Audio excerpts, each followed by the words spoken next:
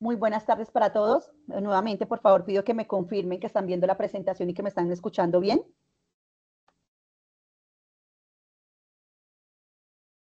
Buenas tardes, señora Isabel.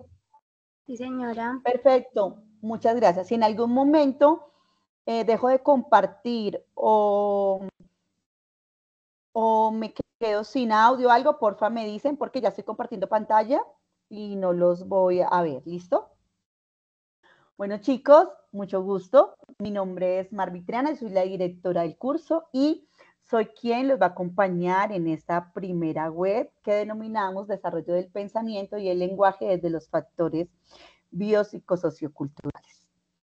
Bienvenidos para todos. Esperamos que de verdad este espacio sea un espacio de aprendizaje y que podamos resolver todas sus dudas y sus inquietudes. Entonces, esta web, pues, digamos que tiene dos áreas importantes, que es la conceptualización del pensamiento y el lenguaje, y los factores biopsicosocioculturales.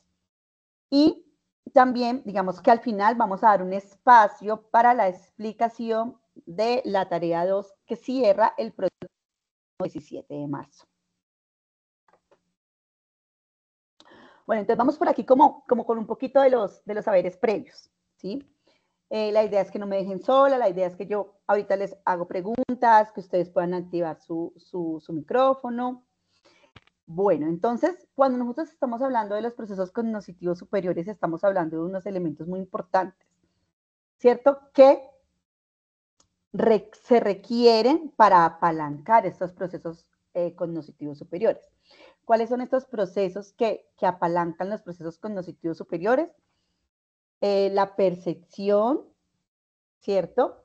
La sensación, la memoria, la atención, digamos que los podemos denominar como esos procesos cognitivos básicos, que son los que nosotros necesitamos para nosotros poder llegar a los procesos cognitivos superiores y que estos realmente funcionen adecuadamente, ¿cierto? ¿Cuáles procesos? Como el pensamiento, como el lenguaje, como el aprendizaje, como la motivación, como la creatividad y en general nuestras funciones ejecutivas, que son esas funciones que nos permiten a nosotros proyectarnos, que nos permiten a nosotros planificar, que nos permiten a nosotros construir conocimiento.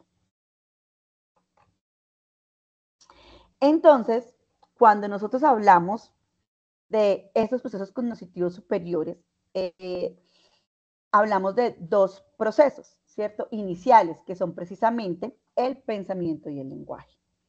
Entonces, cuando nosotros hablamos de lenguaje y de pensamiento, ustedes pueden encontrar una bibliografía muy amplia sobre estos conceptos y también se van a dar cuenta que estos significados pues, se han transformado a lo largo del tiempo.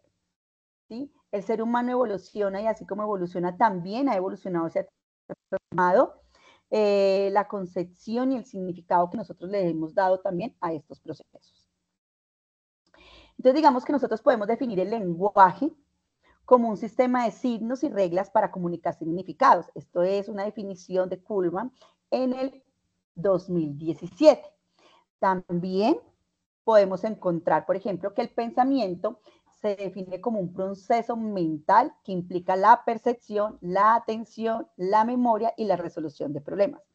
Entonces, yo les decía, necesitamos estos procesos que son los que nos apalancan precisamente estos procesos superiores. Y esto precisamente nos lo dicen Burker y Carroll en 2017. Entonces es aquí donde nosotros decimos que el lenguaje y el pensamiento están estrechamente relacionados. Son diferentes, cada uno digamos que tiene una forma de procesarse diferente, pero que se encuentran completamente articulados y relacionados.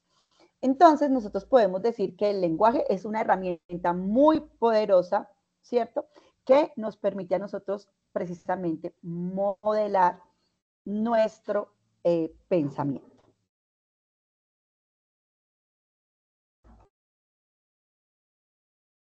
Entonces, cuando nosotros hablamos del desarrollo del lenguaje, ¿cierto? Nosotros decimos que eso es un proceso fundamental en el crecimiento cognitivo y social de los niños, ¿cierto? Entonces, nosotros podemos encontrar diferencias significativas en niños con la misma edad, pero vamos a encontrar que hay chicos que tienen un desarrollo del lenguaje mucho más avanzado que otros niños, que tienen un vocabulario mucho más amplio que unos niños de su edad. ¿Y esto a qué se debe?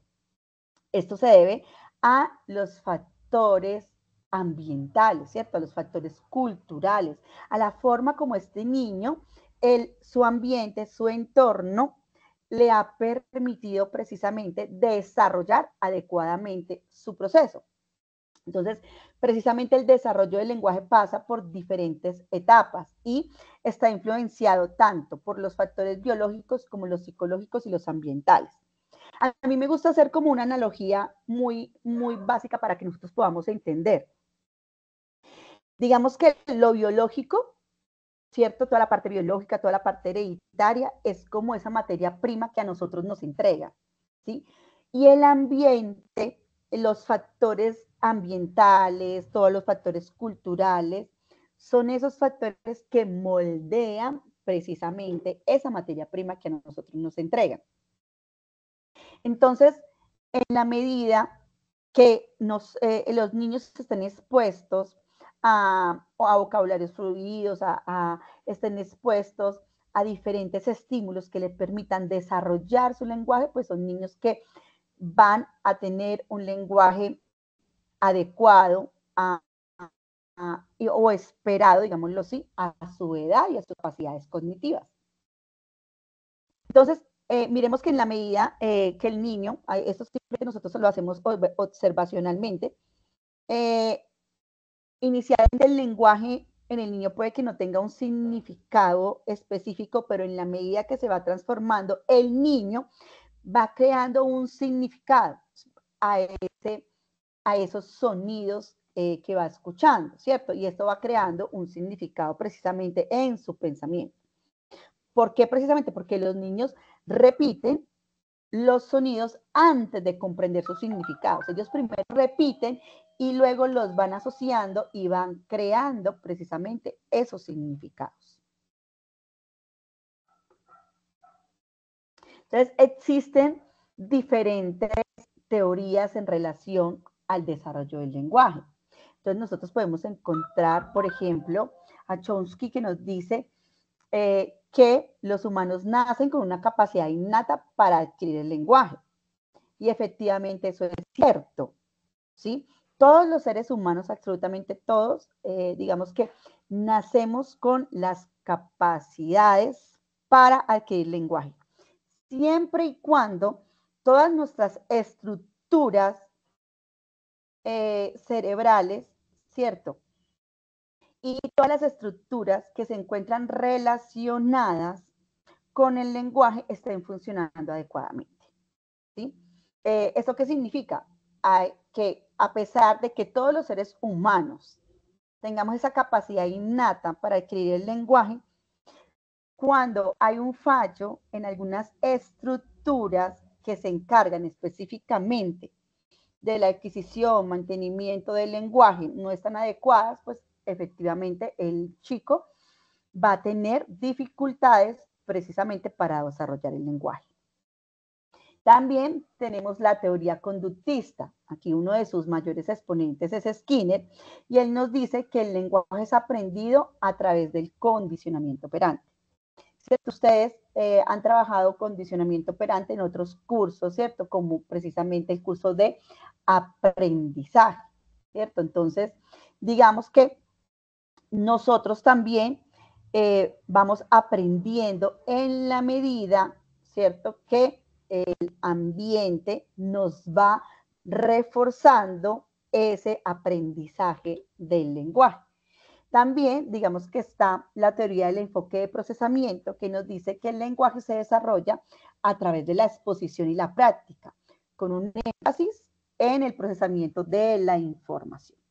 Entonces, dependiendo del modelo donde nosotros estemos parados, pues vamos a encontrar un significado del lenguaje. Pero efectivamente, cualquiera de los modelos en que nosotros nos encontremos nos van a llevar precisamente a la teoría social del ser humano, donde efectivamente nos hablan de que el ser humano es social por naturaleza y que precisamente necesitamos de los otros para nosotros poder desarrollar el lenguaje. ¿Esto qué quiere decir? Que a pesar de que yo tenga esa capacidad innata para desarrollar el lenguaje, si yo no estoy con otros seres humanos, ¿cierto? Con los cuales yo pueda aprender y tener la adquisición del lenguaje, yo no voy a tener este lenguaje, ¿cierto?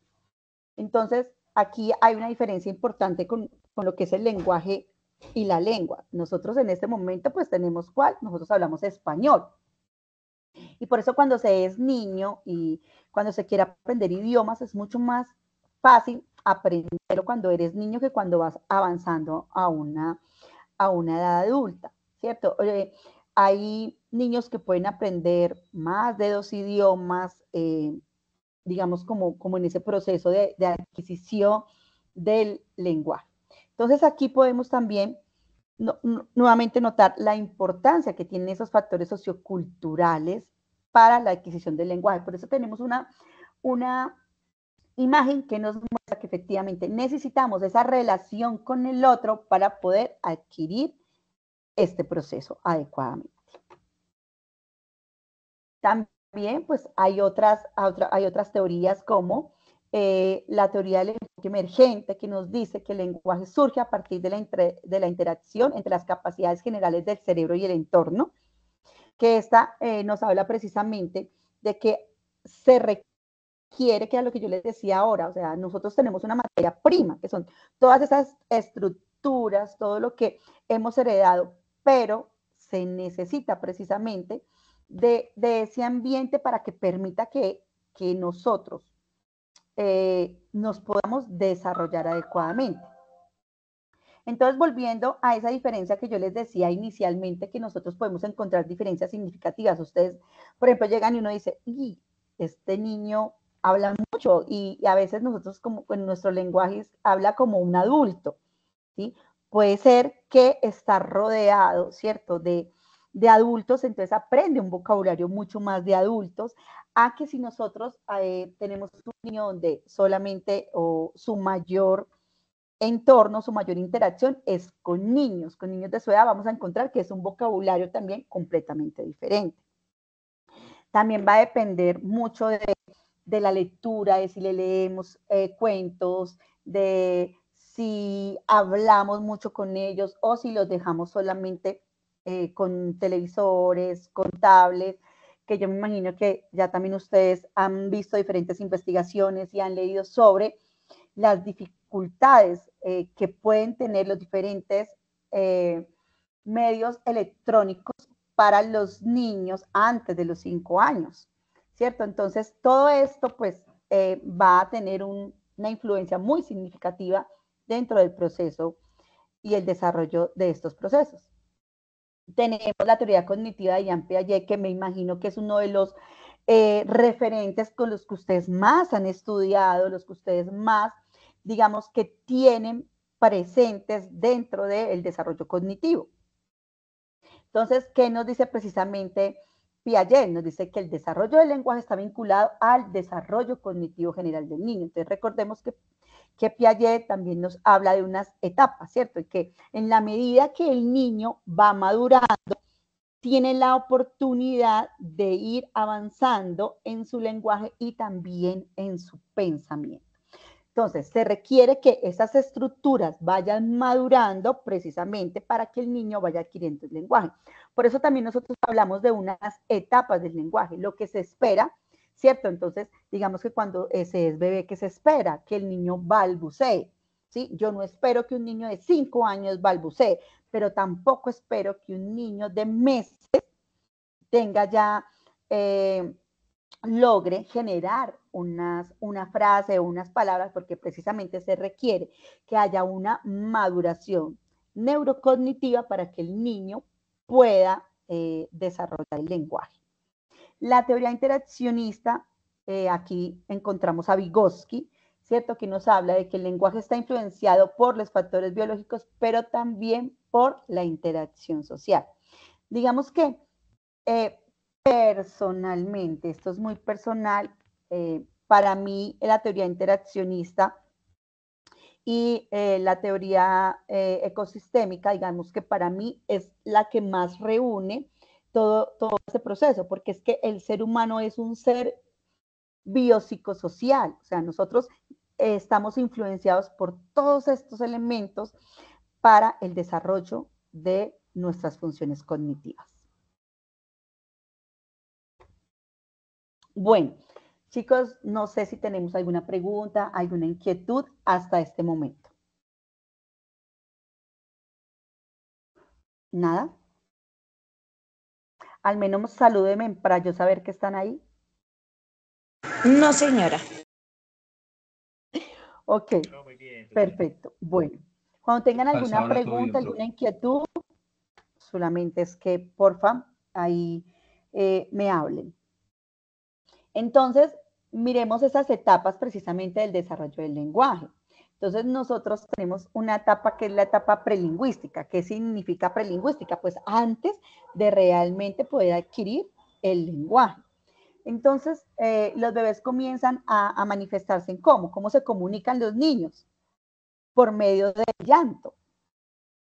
Esa es la primera forma que tiene una mamá para poder identificar que el niño tiene una necesidad. O sea, la única forma que el niño tiene para poder mostrarle al adulto que tiene una necesidad es eso, es llorando. Entonces, pero la mamá, ya con su instinto, ya con la forma de conocer el tipo de llanto del niño, ya sabe si ese llanto es por hambre, si ese llanto es porque el niño se siente sucio o si ese llanto es porque el niño siente algún dolor, ¿sí? Pero esa es nuestra primera forma de comunicarnos. Y el balbuceo. Aproximadamente, precisamente ya a los 6 meses, es que el niño empieza a balbucear de una forma más compleja. Cuando hablamos de balbucear de una forma más compleja, es que el niño ya, nosotros ya empezamos como a entender algunas palabras, y unas palabras muy básicas. Y ya antes del año, digamos que ya el niño dice unas palabras mucho más simples, como mamá, como papá, como tetero. En este momento, ya los niños no son las primeras palabras que hablan mamá o papá, sino a veces son como con las cosas con las que más interactúan. Pero digamos que ya se espera que el niño logre identificar como algunas de sus necesidades, por ejemplo, agua, como papilla, como ya empieza a mostrar sus necesidades, no solamente con el llanto, sino que ya es capaz de poder identificar algunos conceptos. Entonces aquí es importante lo que yo les decía inicialmente, ya esos sonidos, porque para el niño las palabras inicialmente son sonidos sin significado, pero en la medida que él va asociando con cosas, ya empiezan a generarle un significado. Entonces el niño ya empieza a saber que el tetero es eso que le quita el hambre. ¿Sí? Ya empieza a identificar qué es su papá, qué es su mamá, qué mesa, una silla, entre otros, de qué va a depender con lo que el niño esté mucho más expuesto. Cuando estamos hablando ya de entre los 12 y 18 meses, ¿cierto? Los niños ya empiezan a utilizar las palabras para referirse específicamente a esos objetos, a las personas, ¿cierto? Entonces ya pueden identificar nombres, los nombres de sus hermanos. ¿Por qué? Porque es lo que más escuchan, ¿sí? Los nombres de las personas con las que más se relaciona, con sus abuelos, con sus tíos, con sus primos. Bueno, eso pues también va a depender muchísimo del relacionamiento que tiene el niño. Entonces ya, digamos que todavía no son capaces, digamos, como de expresar una oración completa, pero nosotros ya podemos entender, por ejemplo, el término de agua es una palabra muy significativa para los niños. Entonces, ellos no dicen tengo sed, quiero agua, sino que simplemente dicen agua y nosotros entendemos que el niño simplemente quiere agua, ¿sí? Compota, nevera, bueno, las palabras que ellos pueden utilizar. Ya, digamos que entre los 18 y 24 meses nosotros ya esperamos que los niños logren conformar ya de pronto unas frases mucho más simples, ¿cierto? Y ya con un significado mucho más gramaticalmente, digamos, como organizado, ¿cierto? Donde ya su vocabulario empieza a crecer mucho más, pero aquí vuelve y juega esa parte de lo social, de que va a depender que su vocabulario crezca mucho más en la medida en que el niño esté expuesto a mucho más estímulos. ¿Sí? Aunque gramaticalmente todavía, y ustedes, los que han tenido hijos, hermanitos menores, se dan cuenta que los niños hablan como los indios, más o menos, ¿cierto? Que las frases las acomodan como al revés, ¿sí? Gramaticalmente no están tan bien construidos, pero ellos ya empiezan a generar una serie de palabras, ¿sí? Cuando nosotros empezamos como a corregirlos esa gramática, no se dice así, se dice de tal manera, ¿sí? Y ellos ahí pues van empezando a moldear gramaticalmente su lenguaje. Entre los 2 y los 3 años, ya estamos hablando de una etapa mucho más telegráfica, que son cuando los niños ya producen oraciones mucho más largas, que pueden generalmente omitir palabras, pero no las palabras importantes, es decir, no las principales palabras que le dan sentido a su oración, ¿cierto? Pero sí pueden, digamos, omitir los artículos, ¿cierto? Entonces, por ejemplo, un ejemplo es quiero jugo, ¿cierto? En lugar de decir quiero el jugo o quiero ese jugo o este jugo, ¿sí? Entonces, aunque se observa un mayor dominio del vocabulario, una mejor comprensión del lenguaje, todavía no estamos esperando que los niños formen unas frases muy complejas y que no omitan algunos artículos. Ya para la edad de los 3 y los 6 años, los niños ya tienen un desarrollo mucho más avanzado. Y particularmente ahora uno compara un niño y en las pruebas psicométricas, donde se hacen pruebas, por ejemplo, precisamente sobre el lenguaje, uno encuentra unas diferencias muy significativas entre unos niños de 6 años de hace 20 años y unos niños de 6 años ahora. Los niños ahora tienen un vocabulario mucho más fluido, unas oraciones mucho más complejas, mucho más organizadas, mucho más gramaticalmente estructuradas. Y esto depende precisamente de los avances tecnológicos y también del cambio y estructura de la sociedad. Recordemos que hace 20, 30 años y más atrás, los niños eran criados básicamente por su entorno familiar, es decir, su mamá, el papá, había el papá que era el proveedor y salía, ¿cierto? Entonces el niño era básicamente en su entorno. Ahora, el niño, a veces antes de cumplir el año, ya está inmerso en una institución, llamémoslo jardín, llamémoslo CDI, llamémoslo, o sea, antes de un año, ya hay muchos sitios donde mamás deben utilizar las sala cunas para el cuidado de sus niños. Entonces, son niños que están expuestos a un ambiente mucho más amplio, que no es solamente su casa desde tan pequeños. Entonces, estos niños que tienen mucha más exposición a diferentes ambientes, pues tienen más exposición a tener un mayor vocabulario. Esto también de qué va a depender del tipo de institución donde los niños se encuentran, ¿sí? Y de los educadores con los que ellos se encuentran. Entonces, ellos ya son capaces de incorporar diferentes reglas gramaticales y empiezan también a formar preguntas y ya no solamente en positivo, sino también en negativo y mucho más largas, ¿sí? Recordemos que hay una edad específica del por qué. Yo no sé si aquí ya alguien que tuvo niños, ¿sí? Esa edad de 3, 4 años, ¿por qué? Porque ellos ya empiezan, ¿cierto?, a poder entender y transformar mucho más su pensamiento. Ya a partir de los 6 años y más, ya estamos hablando de niños que ya tienen un dominio del lenguaje mucho más refinado y similar al de los adultos. Aquí también hay que tener que vamos a encontrar diferencias. Hay niños que requieren, por ejemplo, de tratamiento fonoaudiológico porque se les dificulta la pronunciación de algunas palabras y eso tiene no solamente una connotación biológica, sino también una connotación del ambiente. ¿Y por qué? Porque hay chicos que digamos que tienen un ambiente donde hablan entrecortado, de los que les hablan como bebés o como a veces decíamos nosotros, como si tuvieran algún tipo de retraso, de ¿dónde está? ¿Dónde está el bebé? ¿Y cómo está el bebé? ¿Y dónde está lo más lindo? Entonces, pues efectivamente, si yo todo el tiempo le voy a hablar al niño de esa manera, pues es la forma como el niño va a aprender. Y a veces, sobre todo las abuelas, estoy hablando, pues por eso digo, hablando un poquito de más atrás, y por eso hablo de la diferencia que hay de vocabulario entre un niño de ahora y un niño de hace 30 años.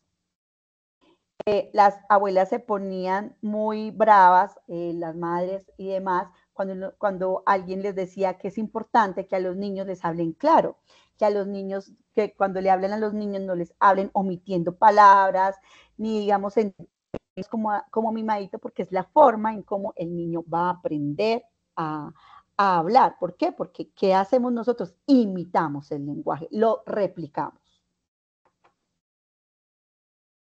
Entonces, precisamente hablando de esa materia prima, que es con lo que nosotros nacemos, ¿cierto? Entonces, efectivamente, los aspectos biológicos influyen en el lenguaje. Miren que aquí hay algo importante. Estamos hablando que influyen, no la palabra determinan, ¿sí? Porque cuando hablamos de determinante significa que no hay nada más, que es eso y no hay otra forma, ¿sí? Entonces, si fueran determinantes, no existiría, por ejemplo, la estimulación cognitiva, ¿sí? No existiría el entrenamiento cognitivo. Y esto es muy importante que nosotros lo tengamos en cuenta. Claro que todo lo biológico es supremamente importante, porque si nosotros tenemos fallas, por ejemplo, en el área de Broca o en el área de Wernicke, que están íntimamente relacionadas con nuestro pensamiento y con nuestro lenguaje, ¿sí? O sea, yo tengo que tener esto claro, tengo que tener claro que hay unas estructuras fisiológicas que determinan que yo pueda o no adquirir adecuadamente el lenguaje, ¿sí? Que hay unas capacidades cognitivas innatas, que existe un desarrollo neuropsicológico, pero que a su vez existe algo que se llama plasticidad cerebral. Y es esa capacidad que tiene el cerebro para regenerarse y continuar aprendiendo. Y cuando nosotros también hablamos de plasticidad cerebral, es que precisamente hace unas estructuras específicas, ¿cierto? Que están en nuestro cerebro y que a veces esas fallan, hay otras que vienen y son capaces de lograr suplir esa función que hacía esa que se ha dañado. Por eso es tan importante cuando nosotros hablamos de rehabilitación neurocognitiva.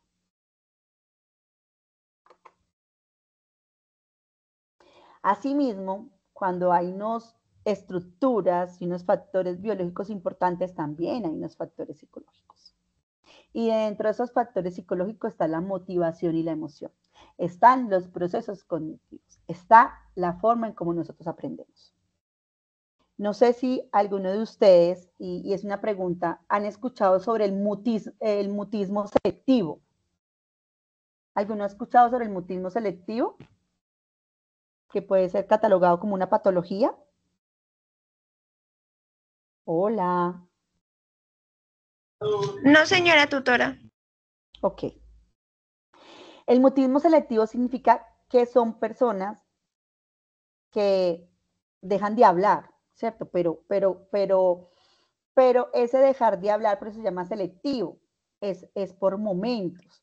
Y eso pues está completamente relacionado a cómo se encuentra la persona a nivel emocional. Entonces hay, sobre todo esto es mucho más común en los niños, ¿sí? Entonces puede encontrar que los niños a partir de una situación traumática puedan dejar de hablar. Y no es precisamente porque sea algo biológico, sino porque el shock, digámoslo así, o lo que le sucedió fue tan grande que ellos precisamente dejan de poder de hablar. Esto generalmente puede suceder por una crisis de ansiedad. O sea, el niño está tan ansioso que generalmente no logra hablar, ¿cierto? Entonces, de un momento a otro, o sea, era un niño que venía hablando muy bien, pero después de un evento traumático dejó de hablar. Entonces, aquí lo podemos relacionar inmediatamente con un factor psicológico. Entonces, aquí también, aquí podemos ver, por ejemplo, en la interacción social, que como lo hablaba Vygotsky, hablamos del modelo de desarrollo próximo, que el modelo de desarrollo próximo básicamente es que yo soy capaz de aprender en la medida que yo voy aprendiendo del otro. Por eso, tan importante que el niño esté relacionado también con sus pares, no solamente con adultos, sino también con niños, que él va aprendiendo a solucionar problemas en la medida que va viendo también que al otro le está funcionando así. Entonces también aprende vocabulario, aprende a interactuar de modo verbal también. Además, recordemos que el lenguaje, ¿cierto? No solamente es verbal, sino que nosotros también aprendemos a comunicarnos con nuestras manos, con nuestro cuerpo y demás. Entonces, precisamente toda esa parte y ese entorno cultural es el que nos permite a nosotros en este momento estar aquí. Entonces, precisamente ese lenguaje, es ese sistema de simbólico de signos fundamentalmente social que permite la comunicación y la estructuración del pensamiento humano. Y miren que lo que dice acá es fundamentalmente social. ¿Sí? Nosotros no vamos a aprender a hablar si nosotros no estamos con otros hablantes. Está mediado tanto por las capacidades biológicas innatas como por la interacción social y cultural, lo que lo convierte en una herramienta esencial para el desarrollo cognitivo y social. Entonces, aquí empezamos a hablar de otro elemento que está completamente relacionado con el lenguaje, que es el pensamiento, ¿cierto? Entonces, ¿qué es precisamente ese proceso que nos permite a nosotros que nosotros vayamos organizándonos, ¿cierto? Y utilizando el conocimiento para tomar decisiones, para resolver problemas, para planificar, para proyectar y finalmente, ¿para qué? Para adaptarnos. Recordemos que si el ser humano no tiene la capacidad de adaptarse al entorno, simplemente desaparece. Entonces, ahí podemos ver la importancia precisamente del pensamiento y del lenguaje para la supervivencia humana. Entonces, precisamente, así como el lenguaje tiene diferentes teorías, así mismo nos pasa con el pensamiento. Hay diferentes teorías y no podríamos dejar de hablar, por ejemplo, del desarrollo cognitivo de Piaget, ¿cierto? Que precisamente nos dice que el pensamiento se vuelve más complejo y abstracto en la medida que el sujeto va madurando sus estructuras biológicas. La teoría del procesamiento de la información, que precisamente está basada en todos estos estudios de la cognición humana, que ha comparado el funcionamiento del cerebro, el funcionamiento de la mente humana con la computadora.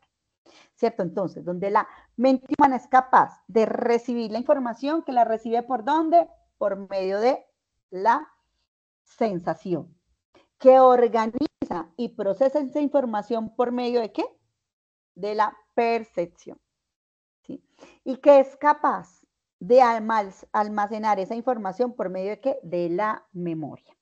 Entonces, de esa forma, digamos que se hace esa analogía con la computadora. Y miren que nosotros tenemos la capacidad de olvidar, ¿cierto? Nosotros olvidamos, porque donde nosotros recordáramos todo lo que nos pasa, por ejemplo, yo tengo 44 años, imaginen que yo recordara todo lo que yo he vivido día a día en estos 44 años, me pasaría lo mismo que le pasa a una computadora, me saturaría y me volvería mi procesamiento de información se vuelve lento, que es lo mismo que pasa en la computadora cuando tú ya la tienes llena, ya esa memoria está súper llena. Ustedes prenden el equipo se demora para prender. Usted le da una orden a ese equipo y ese equipo se queda así, dando vueltitas. Eso mismo pasaría con nosotros. Por eso, nosotros somos tan selectivos para guardar la información. Entonces, nosotros guardamos básicamente lo que es importante para nosotros, lo que está emocionalmente ligado. ¿Sí? Miren que nosotros, ¿qué recordamos? Nosotros recordamos las experiencias más placenteras o las experiencias que nos han causado más dolor. Entonces, lo que está relacionado emocionalmente es lo que nosotros más logramos recordar. La teoría de la metacognición, que es sumamente importante, ¿cierto? Porque nos habla precisamente de ese concepto que es la metacognición, que es esa capacidad que nosotros tenemos de el reconocimiento de nuestros propios procesos, ¿sí? Eso es lo que significa la metacognición, ¿cierto? Se refiere a ese reconocimiento, conocimiento propio que yo tengo sobre mi funcionamiento cognitivo. Tenemos también la teoría del pensamiento creativo de Guilford, que nos dice precisamente que nosotros, digamos que fue eso de los primeros psicólogos en estudiar sistemáticamente el pensamiento creativo, distinguiéndolo precisamente de ese pensamiento convergente. Digámoslo que aquí podemos hacer una analogía también con la inteligencia, que nosotros hace 50 años se pensaba que solamente existía un tipo de inteligencia, que era esa inteligencia lógico-matemática, que no era bueno para las matemáticas y para la parte lógica simplemente no era inteligente, ¿cierto? Ya llegan Goleman con otro tipo de modelos, ¿cierto? De la inteligencia emocional, ya vienen las inteligencias múltiples. Entonces, aquí pasa lo mismo. Entonces, no solamente vamos a hablar del pensamiento divergente o el pensamiento convergente, sino que también hablamos de un pensamiento creativo, de un pensamiento innovador, ¿cierto? Y que no solamente hay una solución para algo, sino que nosotros a un problema, a una situación, a un fenómeno, le podemos encontrar múltiples soluciones. También tenemos la teoría del pensamiento crítico de Ennis, ¿cierto? Que define el pensamiento como un proceso de reflexión razonado sobre lo que se debe hacer o creer. Entonces aquí ya estamos también incluyendo toda la parte del razonamiento, ¿cierto? Entonces, ¿de qué va a depender en que nosotros estemos parados o no del modelo? Eso es algo mucho más personal, mucho más de acuerdo al modelo con el que nosotros nos podemos sentir un poco más identificados, ¿cierto? Es lo mismo que pasa con nosotros como psicólogos, que nosotros podemos estar mucho más identificados con la psicología cognitiva o con la psicología comportamental o con la psicología psicodinámica, con la psicología transpersonal, con la psicología sistémica, ¿cierto? Eso de que va a depender mucho. También va a depender mucho de cómo nosotros vemos y entendemos el mundo y cómo nosotros entendemos al ser humano. Asimismo, como hay unas etapas del lenguaje, también nosotros tenemos unas etapas del pensamiento. Entonces, más o menos entre los 0 y los 2 años, los niños experimentan el mundo a través de los sentidos. Entonces, recordemos que el niño todo lo toca y ¿qué pasa? Todo se lo quiere meter a la boca. Porque esta fase oral, digamos, es como ese primer reconocimiento que tiene el niño de su entorno. Entonces, por eso todo hacia la boca, porque es esa forma de reconocer que tiene el niño de su entorno. Luego vamos a hablar, ¿cierto? A esta etapa se llama sensoriomotora, que es precisamente cómo Piaget, digamos que ha dividido estas etapas del desarrollo del pensamiento. Luego hablamos de un pensamiento preoperacional, que va aproximadamente entre los 2 y los 7 años, que aquí es cuando Piaget nos dice que en esta etapa comienzan a desarrollar el uso del lenguaje y ese lenguaje empieza a construir esas imágenes mentales, ¿cierto? A pesar de que el niño, ¿cierto? Ya empieza a hacer esa construcción y esas imágenes mentales, le da ya sentido a cada palabra, a cada oración, pero aquí el niño todavía tiene un pensamiento mucho más egocéntrico, mucho más concreto. ¿Ya? A mí un ejemplo que me gusta mucho dar para que nosotros entendamos lo que significa un pensamiento concreto es que cuando uno dice, ojo, cuando tú le hablas a un niño, porque el niño, lo que tú le digas y como se lo digas, así él lo entiende tal cual. A esa edad el niño todavía se le dificulta entender analogías, como por ejemplo, yo llego y le digo al niño de 3 años, llego cansada y digo, ay, me estoy muriendo. El niño no es como así, mi mamá se está muriendo, o sea, él no va a entender que yo no me estoy muriendo, sino que simplemente estoy tan cansada que digo, me estoy muriendo. O lo mismo, no sé, en este momento no sé qué otra, pero digamos que los niños son extremadamente concretos, ¿cierto? O por ejemplo, que tú digas, estás hablando con tu pareja, con el hermano, con alguien, ay, te odio, o porque te pisó, porque están jugando. Entonces, el niño, si tú le dices, ay, te odio, o porque votó algo, él lo va a entender completamente, no en contexto, sino el significado de cada palabra, porque precisamente todavía no es capaz de entender que las palabras pueden tener múltiples significados, ¿sí? Y que dependiendo del contexto, del entorno, de la forma en cómo lo digas, del tono en que lo dices y demás. Entonces, precisamente no son capaces de entender conceptos abstractos o complejos porque, digamos que su nivel de lógica está determinado por cada palabra que se va diciendo. Ya a partir de los 7 a los 12 años, ¿cierto? Ya estamos hablando de un pensamiento operacional concreto, ¿cierto? Donde ya los niños tienen ya esa capacidad de tener un pensamiento mucho más lógico, ¿sí? Ya no tienen ese pensamiento, digamos, como tan imaginario, como tan mágico, ¿sí? Porque recordemos que los niños quieren ser superhéroes, el niño se pone la capa y cree que puede volar, él todavía está con ese pensamiento un poco más mágico, ¿sí? Ya entre los 7 y los 12 años el niño ya empieza a aterrizar, empieza a entender y a tener ese pensamiento y a entender con mucho más lógica el significado de las cosas, ¿cierto? Ya son capaces de planificar, de ordenar, de realizar operaciones matemáticas, de operaciones lógicas, ya son capaces de abstraer, ¿sí? Ya puede empezar a entender una analogía de cuando yo diga, ah, estoy que me muero, él ya entiende que no me voy a morir, sino que simplemente estoy tan cansada, estoy muriendo del hambre, sino como ya me voy a morir, ya entiende que no es que ya me voy a morir, sino que tengo mucha hambre y que es importante que podamos comer lo más pronto posible. Ya de los 12 años y más, ¿sí? Estamos hablando de un pensamiento operacional formal, ¿cierto? Entonces aquí aparece esa capacidad ya para pensar en abstracto, en formular hipótesis, en proyectarme hacia el futuro, en realizar razonamientos de diferente tipo, tanto inductivos como deductivos. Y no solamente ejercicios matemáticos, sino ya razonamientos lógicos, de poder dar una situación y poder buscar diferentes soluciones a esa situación, ¿cierto? Desarrollos de habilidades para comprender ya conceptos científicos, conceptos filosóficos, tener ya la capacidad para tener unas conversaciones argumentadas, pero volvemos a lo mismo. ¿De qué va a depender que algunos niños tengan una mayor habilidad que otros?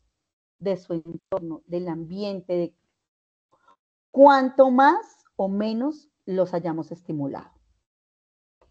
Hay investigaciones que nos muestran que los niños, que los padres les han leído cuentos en la noche, están viendo una película, la paran y explican el contexto de la película, permiten que los niños hagan preguntas, permiten que los niños aporten, tienen una construcción de su proceso cognitivo mucho mayor.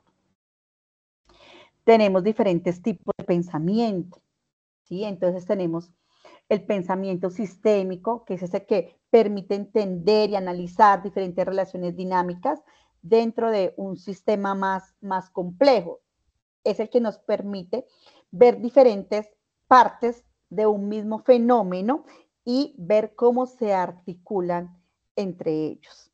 El pensamiento lógico, que se basa más en razonar, en ser ordenados, en ser planificados, en que tienen unos principios y unas reglas establecidas. Aquí nosotros podemos encontrar que hay personas que tienen un pensamiento mucho más sistémico, otros que tienen un pensamiento mucho más lógico, como le decimos en el lenguaje popular, que son mucho más cuadriculados en su pensamiento, ¿cierto?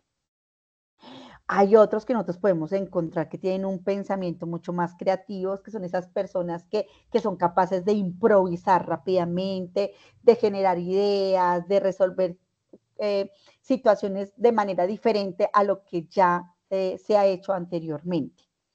El pensamiento crítico, esa capacidad que se tiene para evaluar una situación, para analizarla, para verla desde las diferentes aristas, basándose en diferentes hipótesis y juicios. Y ya ese pensamiento metacognitivo, ¿cierto? Que esa persona que tiene esa capacidad de regular sus propios procesos cognitivos. Entonces, ahí por eso les decía, o sea, podemos encontrar esas diferentes personas, entonces ahí es esa pregunta que uno se puede hacer, ¿cierto? ¿Yo qué tipo de pensamiento soy? ¿Cuál es el tipo de pensamiento que me caracteriza? ¿Sí? ¿Cuál es esa forma que yo tengo para resolver problemas? ¿Cómo es que yo analizo una situación? ¿Cuál es mi forma de analizar una situación? ¿Sí? Entonces, aquí podemos, un ejemplo, un estudiante lee 2 artículos sobre el cambio climático. Uno de ellos argumenta que el cambio climático es una consecuencia de las actividades humanas, mientras que el otro niega esa relación.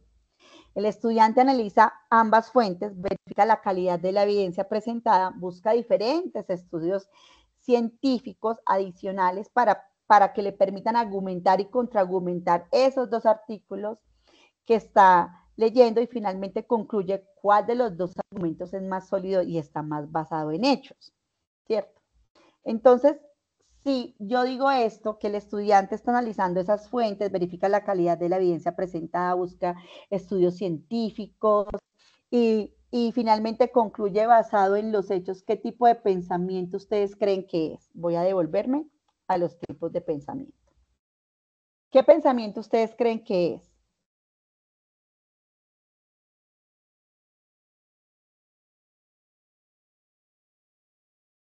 ¿Pero pensamiento qué? creativo. Pensamiento más crítico, profe. Bueno, ya dijeron creativo. ¿Quién me dice otro? Crítico.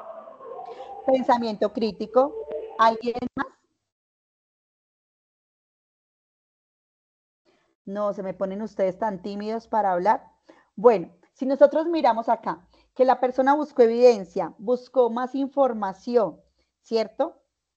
Para poder llegar a analizar y poder tomar una decisión. Efectivamente es un pensamiento mucho más crítico, ¿cierto? Porque evaluó, miren lo que nos dice aquí, ¿cierto? Busca diferentes fuentes, verifica la calidad de la evidencia. Y aquí, ay, perdón. Y aquí, ¿qué nos dice? Que evaluó para formar juicios basados en la evidencia. ¿Sí? Y finalmente concluye cuál de los argumentos es mucho más sólido, basado en qué, en hechos. Entonces, aquí estamos hablando que es un pensamiento crítico. Entonces, chicos, aquí viene algo que es muy importante y es esa relación del pensamiento y el lenguaje. Entonces, aquí viene la pregunta de qué es primero, como qué fue primero, el huevo o la gallina. Aquí decimos qué fue primero, el lenguaje o el pensamiento. Estos son 2 procesos que se van desarrollando en conjunto. ¿Qué significa esto? Que precisamente el lenguaje es ese vehículo para transmitir mi pensamiento, ¿sí? Y precisamente el lenguaje de que se alimenta del pensamiento. Y el pensamiento, para poder hacer toda esa construcción, requiere ¿de qué? Del lenguaje. Entonces, el desarrollo del lenguaje y del pensamiento son procesos interconectados pero distintos. El pensamiento puede desarrollarse antes del lenguaje, como lo sugiere Piaget, pero el lenguaje, como lo señaló Vygotsky, desempeña un papel crucial en el desarrollo posterior de la capacidad cognitiva más avanzada. ambos contribuyen al desarrollo de habilidades fundamentales para el aprendizaje y la adaptación social del individuo. Simplemente imagínense en esto, imagínense ustedes sin lenguaje y sin pensamiento. Solo piensen qué podría pasar. Para mí, sencillamente no existiríamos como seres humanos, como lo que nosotros estamos concebidos en este momento. Bueno, vean, se me pasó súper rápido. Entonces, voy a parar aquí un momento, me voy a salir, voy a volver aquí con ustedes. Voy a dejar de compartir.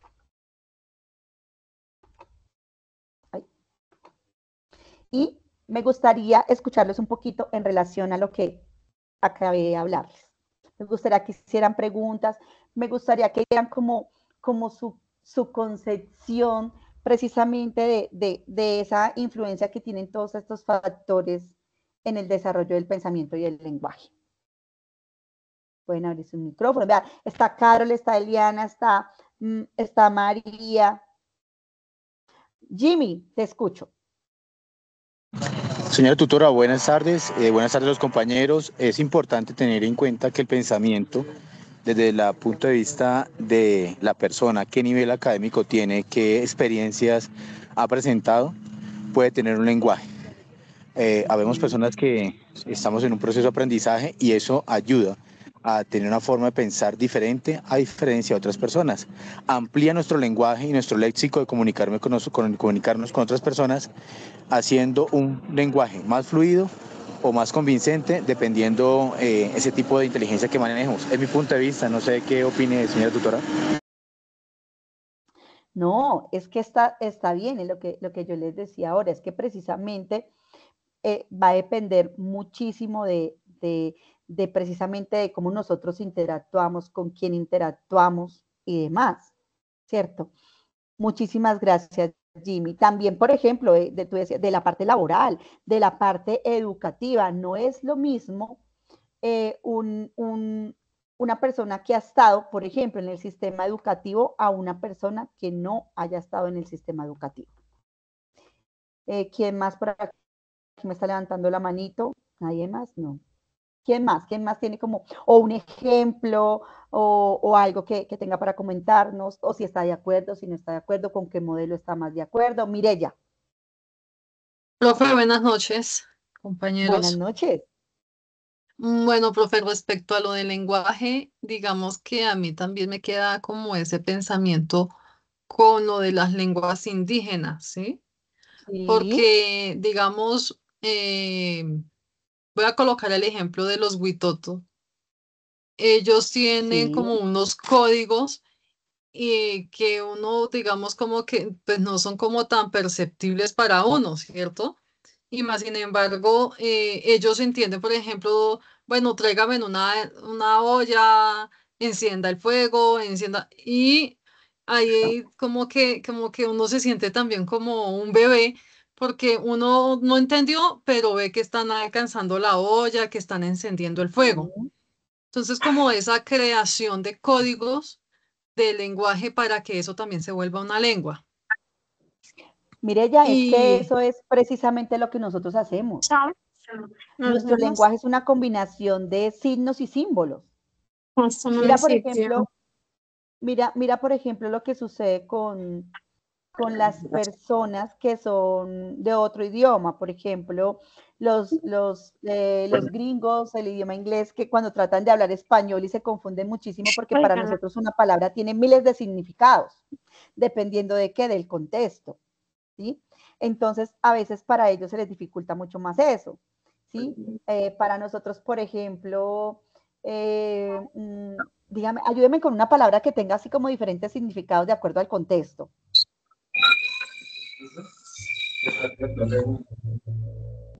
Sí, chao. buenas. Gracias. Hola. Una chuspa, Ayúdeme con una qué, una qué. una chuspa. Una chuspa. Bueno, para mí una chuspa es una bolsa. ¿Qué otro significado tiene? Hola. Profe, también le podríamos enfocar más que todo a las palabras que tienen según la entonación, según el contexto, puede tener una forma de interpretarlo. Por ejemplo, Exacto, eso es lo que estoy diciendo. ¿Cuál palabra sí para los colombianos tienen diferentes interpretaciones? profe, esto es normal, pero por ejemplo una grosería. Según cómo lo Sí, utilizan actualmente, por ejemplo, entre paréntesis, puta, según la entonación, el contexto puede tomarse como especie de ofensa, en plan recocha, una u otra situación. Pero pues dependiendo de la entonación y el contexto, se le puede dar un significado. exactamente. Miren, por ejemplo, la palabra berraco. Berraco puede ser de que es un berraco, de que, o sea, es decir, que es echado para adelante, que es bueno, que es entralón, ¿sí? Pero también berraco puede ser que está en mal genio, se emberracó, ¿cierto? De berraco. Entonces hay diferentes tipos. Marta, Eh, Buenas tardes, profesora. Eh, sí, no, pues yo pensando en todo eso, primero quería hacer dos, preguntas, dos interrogantes. contribuciones. Ah, perfecto. La primera, yo me preguntaba, estudiando y haciendo la tarea, me preguntaba de verdad para el pensamiento y el lenguaje, que es primero. Y tengo dos nietos de 2 años y los dos nietos tienen los 2 años y uno habla súper fluido y la otra niña no habla nada. O sea, y son de la misma edad, mis dos nietos. Uh -huh. Entonces yo me ponía a pensar, el uno es de Ecuador y el otro es de Colombia. Entonces el ecuatoriano habla como un lorito y la colombiana no habla nada, o sea, todo lo hace con la mano, ya tiene 2 años, eso me preocupa. Entonces me sirvió mucho como esas etapas que aprendí en esta clase, porque entonces yo las leía y les decía a los papás, mira, mira, de 2 años tiene que hacer tal cosa, de 4 años tiene que hacer tal cosa, mira, mira, yo estoy estudiando. Entonces como que eso me llevó mucho como a pensar mucho sobre eso y a explicarles y a ellos ponerlos en concientizar, porque es que también a la niña le tienen muchas, todo el tiempo para desayunar, para almorzar, es con una pantalla, con un celular frente. Entonces aprendí a reconocer con esta clase que por tener tanto la pantalla en el celular, ella evita pensar, ella ve imágenes y todo y alcanza a reír, y en cambio al niño no le dejan celular ni le dejan nada, entonces él habla muchísimo más fluido. Él ya entiende, él me dice, tita, tita, tita, mira, mira, y me muestra las cosas, mientras que la niña ni siquiera, o sea, uno le dice hola y ella ni siquiera saluda, ni le da la bendición, ni nada. Entonces pienso que es también por las herramientas electrónicas que les tienen ahí al frente, y él evita pensar y esforzarse un poquito para pensar y asimismo pues para hablar. Y en el segundo que quería compartirles con ustedes es las palabras que en Ecuador a una bolsa se le dice funda. Entonces uno llega a una tienda y uno, hágame el favor y me regala una chuspa o una bolsa, y entonces a uno le dicen, ¿qué es eso? ¿De qué habla? Y lo otro más chistoso que me causó mucha gracia es que allá el cilantro le dicen una palabra que para acá casi es una grosería o es algo, ¿no? Allá le dicen culantro. Entonces, y yo decía, yo no soy capaz de decir esa palabra si voy, por eso me tocó señalarlo y no hablarlo. Me tocó porque no era capaz de decir deme esa palabra, sino que yo dije deme de esto, y lo olí, sí, era cilantro, pero no era capaz de decir esa palabra. Entonces, ese era mi aporte. Gracias, profe. Gracias, Marta. Tengo dos manitos levantadas, a otra manito levantada. Ya regálenme un segundo, que aquí la compañera me recordó algo. Miren que yo les decía, ustedes pueden revisar, hay investigaciones que nos muestran que el daño que están haciendo los niños menores de 5 años expuestos a pantallas todo el tiempo. ¿Por qué? Porque resulta que cuando tú estás frustrado, es decir, el niño todo el tiempo está ocupado, o sea, está viendo un muñeco, está viendo una serie, bueno, esa cosa, se le limita su procesamiento de información, su pensamiento, porque él está todo el tiempo viendo, mientras que cuando el niño está solito por ahí, cuando uno decía sin hacer nada, él siempre está haciendo algo, juega con una piedra y se imagina, entonces puede imaginar que esta piedrita no es una piedra, es un superhéroe, es un muñeco, es un animal, o sea, tiene esa capacidad para crear, mientras que si está expuesto a una pantalla todo el tiempo, va a perder su capacidad de crear nuevamente. Y hay otro punto, Marta, en relación es que también hay unos factores psicológicos.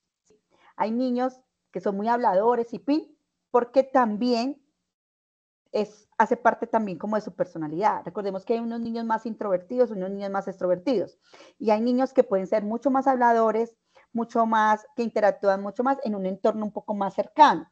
Entonces, influyen muchísimas cosas. Entonces, también ahí podemos pensar en unos factores psicológicos asociados. Pero Luis, ¿por qué me bajó la manito si la tenía levantada? Lo que me iba a comentar con relación a lo que había Pedro, no sé mencionado. si nos puedes hablar un poquito más duro, que me esfuerzo mucho para poderte escuchar. Yo me escucho bien. ¿Qué tal? Estoy en la casa. ¿Ya me escucha mejor? Muy poquito, pero háblanos y yo estoy intentando escuchar. Lo que mencionaba con relación a la compañera de que por qué el niño de Ecuador y el colombiano habla menos y el otro habla más, va mucho más relacionado también a la cultura que nosotros siempre tenemos. O sea, siempre tendemos a mimar a los niños como especie de enseñarles a hablar, pero utilizamos palabras cortas como que lo que se mencionaba al inicio. No son palabras concretas ni correctas, sino que siempre son como mimadas, por así llamarlo, y eso también tiende a limitar un poco más el aprendizaje en los niños. Entonces el hecho de hablarle correcto, como una palabra como debería ser, eso también ayuda a que mejoren su forma de interpretarlo.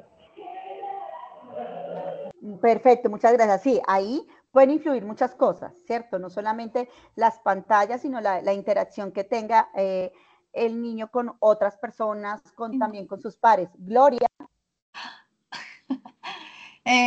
Bueno, profe, lastimosamente yo ingresé tarde a la clase porque no Tranquila. pude antes, pero me está pareciendo muy interesante esto que están acotando los compañeros.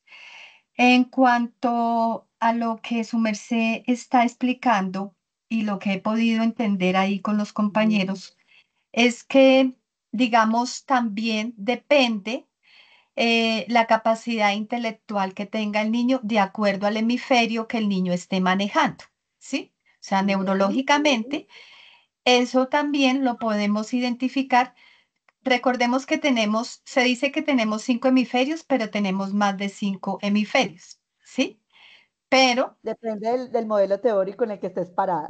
Exactamente, bueno, sí.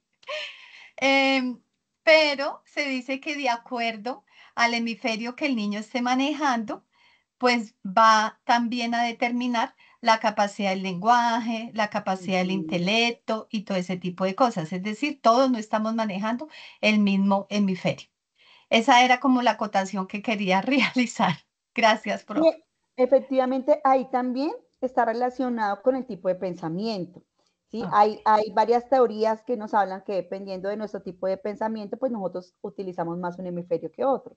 ¿Sí? Entonces, digamos que precisamente por eso hablamos de esos factores que influyen, es que absolutamente nosotros al ser unos seres humanos biopsicosocioculturales, ¿cierto? Entonces, esto precisamente hace referencia a eso, que nosotros estamos influenciados, más no determinados. ¿Por qué? Por nuestra herencia, por lo que nos ha rodeado, por lo psicológico, como yo les decía también, eso también está relacionado con qué tan emocionalmente el niño está bien, que le permita aprender, que le permita ser creativo, que se sienta lo suficientemente tranquilo para poder expresarse, para poder hablar. Entonces, son todos estos factores los que influyen.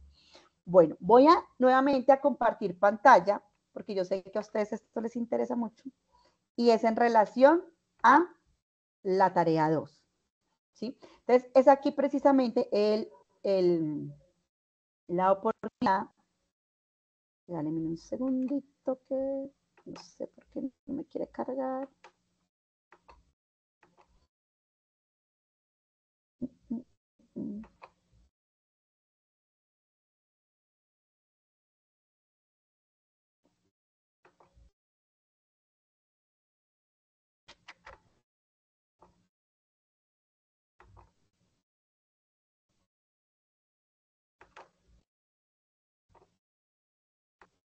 ¿Quiénes son? Hola. No, profe, no se ve. No vemos nada todavía, profe. No, señora.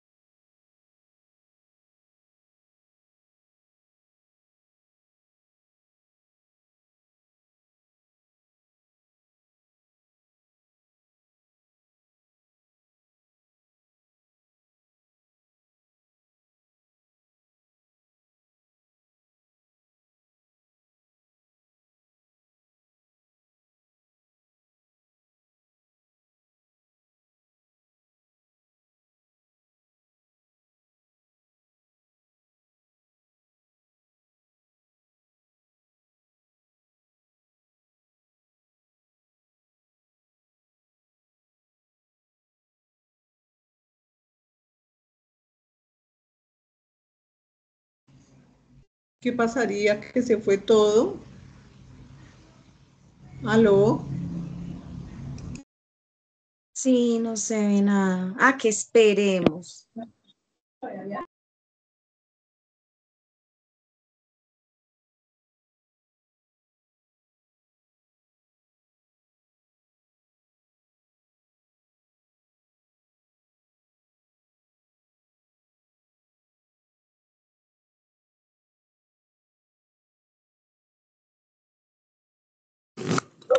Hola, hola para todos. ¿Pueden escucharme?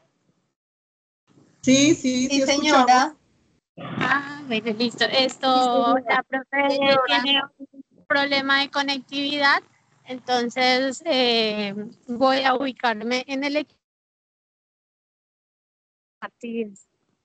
para poderles compartir la guía y poder revisar la explicación de la tarea. ¿Listo? Denme un momentico y ya les empiezo a compartir. Hola, hola, ¿ya me Gracias. escuchan? Sí, señora. Ay, Profe, ya ya, te profe escuchamos. Johnny, ya me escuchan. Es que no sé, de un momento a otro yo habilité el audio y entonces lo que hice fue que me salí y volví a ingresar. Bueno, chicos, entonces lo que yo les decía es la tarea.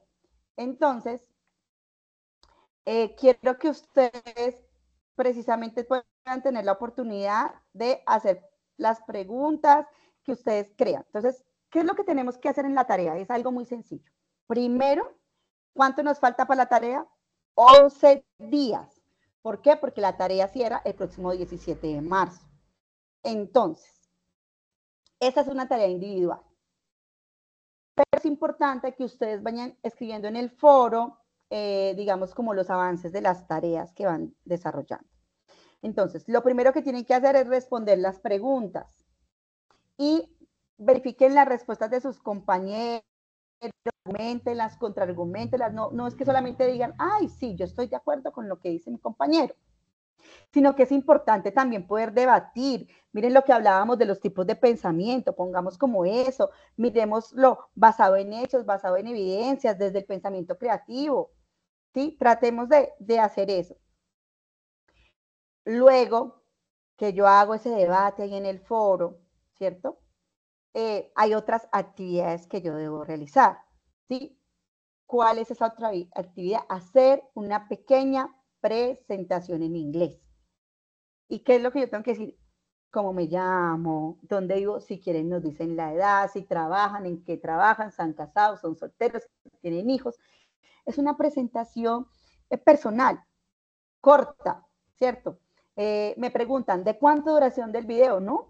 Pues es que yo les puedo decir 5 minutos, 3 minutos, 2 minutos. Eso va a depender de también lo que usted nos quiera contar y de la habilidad que usted tenga de esa segunda lengua. Vea, aquí es donde yo me doy cuenta que tenemos estudiantes que manejan muy bien la segunda lengua, como otros que están apenas como en ese proceso. Luego, ¿qué tenemos que hacer? Vamos a seleccionar un artículo que esté relacionado con ¿qué? Con el pensamiento y el lenguaje. Que no tenga más de 5 años de antigüedad. ¿Por qué pusimos 5 años de antigüedad? Porque recordemos que los artículos y todo el pensamiento científico va perdiendo, digamos, como interés de acuerdo al tiempo. ¿Por qué? Porque vamos encontrando nuevas evidencias, porque vamos transformando el conocimiento. Entonces no tiene sentido que nosotros estemos analizando un artículo de hace 20 años, cuando podemos encontrar artículos que están mucho más actualizados. Entonces, por eso ponemos eso. ¿Que se les está dificultando encontrar un artículo que hable sobre el pensamiento y el lenguaje relacionado con los factores biopsicosocioculturales? Pues que sí. Entonces, búsquelo solo desde el lenguaje, o búsquelo solo desde el pensamiento, o búsquelo sobre el desarrollo del pensamiento. Ya en la parte del análisis, usted lo puede analizar en relación a esos factores biopsicosocioculturales. Y ya pues usted debe entregar esta actividad en formato norma Zapa. Entonces tiene que tener una portada, una introducción, las respuestas a las preguntas orientadoras, el enlace del video, la presentación del RAE, las conclusiones y los referentes bibliográficos. Entonces, si ustedes miran el anexo del RAE, ¿cierto? Les va diciendo cuáles son los ítems que tienen que hacer y qué van en cada ítem. Entonces, el título que corresponde al nombre del artículo, el autor, que es el nombre, ¿cierto?, de quien hizo el texto o el artículo, no es usted, el autor no es usted, el autor es el dueño del artículo. Y así cada uno de los ítems nos va diciendo qué es lo que ustedes tienen que hacer dentro de ese RAE. Entonces, miremos que no es una actividad muy compleja, por el contrario, es una actividad que busca, uno, que ustedes aprendan a hacer ese rastreo documental. Entonces, por eso a veces dice, ay, profe, ayúdeme a buscar el artículo. No, es que eso hace parte de la tarea, de que usted sepa poner preguntas claves, sepa cómo buscar un artículo en relación a eso, porque también la idea es que nosotros, aparte de esta actividad, poder fomentar una segunda lengua con el video en inglés, también lo que nosotros queremos es que ustedes hagan rastreo, que aprendan a hacer esa investigación documental. ¿Listo? No sé si tienen preguntas e inquietudes en relación al desarrollo de la tarea. Profesora, yo tengo una pregunta. Espérame un segundo, Marta, y me levantó la mano Jimmy. Jimmy, te escuchamos. Y continúa Marta. Muchas gracias, señora tutora. Señora tutora, en el caso mío, en referente a la tarea, estaba tomando de referencia el COVID, ahí cómo afectó el desarrollo lingüístico en esa etapa. No sé si de pronto se puede enfocar de ese tema o qué otra sugerencia puede dar, señora tutora. No. Pienso que lo puedes hacer porque ahí puedes hablar de factores sociales y psicológicos. Muy amable, gracias. Listo. Marta. Lo mío es algo del orden de la entrega del trabajo solamente, porque, bueno, de últimas dice RAE, pero el RAE trae las referencias, entonces, dentro del RAE, entonces las conclusiones las dejamos abajo. Amor, es que la referencia del RAE básicamente es de donde lo sacaste. Sí, pero esos van dentro del cuadro del RAE. Ese va ahí. En cambio, ya todos los referentes bibliográficos es de donde te apoyaste para hacer las preguntas. Sí me hago entender, es mucho más amplio. En cambio, el referente bibliográfico del RAE es de dónde sacaste ese artículo. No, sí, profe, es que tengo esa duda ahí. Bueno, yo ya hice eso y ya se lo pasé a la profesora y me dijo que estaba bien, pero entonces me dijo que arreglara más o menos que buscara varias referencias y esas referencias las envié dentro del cuadro del RAE y al final dice conclusiones. Cariño, no, ya es lo que te diga la profe, porque ella es la que pero las conclusiones van al final, mi profe, las conclusiones. Cariño, es que el mismo RAE tiene unas conclusiones, pero las conclusiones de todo el documento no es del RAE solamente, sino de toda la actividad que hiciste, de las preguntas orientadoras, del video, o sea, de todo en conjunto. Ajá. Ay, gracias. La introducción es de todo el conjunto del trabajo. Sí. Ajá. Ay, gracias, profe. Eso era lo que quería. Gracias, mi profe. Perfecto. Bueno, chicos, lo otro es que tenemos un grupo en Teams. Ese grupo en Teams, ustedes no se tienen que vincular, ustedes ya están vinculados. Solamente es buscarlo en los chats de Teams y listo. Entonces, chicos, bueno, siendo las 6:20, nos demoramos 1h20 en esta web. Entonces, la idea es motivarlos para que entreguen las actividades. El 7 y el 8 voy a habilitar, es decir, mañana viernes y el sábado, voy a habilitar la tarea 1 para los que no lo pudieron entregar, entonces para que de una vez lo hagan y no pierdan esta oportunidad que les voy a dar, de que voy a habilitar la tarea 1. Entonces, nada, les deseo que un buen descanso, una feliz noche. Recuerden que por el team nos pueden contactar cualquier pregunta, cualquier inquietud o por la mensajería interna del curso. Entonces, nada, que tengan un buen descanso y muchas gracias por su participación. Nos vemos en nuestra próxima web. Gracias, profe. Gracias, profe. Muy bien. Muchas gracias, señora tutora. Para todos, Dios los bendiga. Gracias. Muchas gracias. Una feliz noche. Gracias, tutora. Gracias,